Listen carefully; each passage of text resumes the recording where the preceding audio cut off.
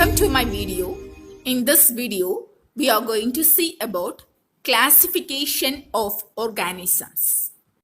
Characterization, classification, and identification are major objectives in all branches of the biological sciences.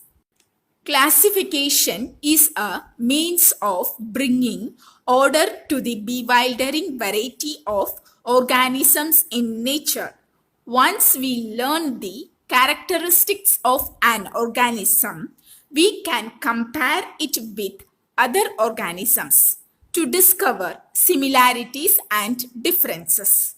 So, we can arrange similar things together in groups and to distinguish these groups from one another. Two-kingdom system.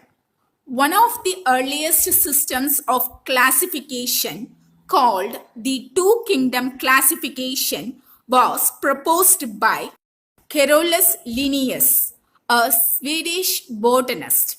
He classified all living organisms into two kingdoms on the basis of nutrition and locomotion.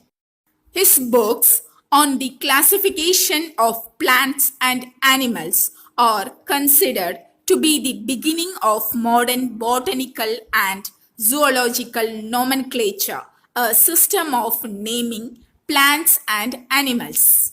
Nomenclature in microbiology, which came much later, was based on the principles established for the plant and animal kingdoms. Until the 18th century, the classification of living organisms placed all organisms into one of two kingdoms, plant and animal. In microbiology, we study some organisms that are predominantly plant-like, others that are animal-like, and some that share characteristics common to both plants and animals.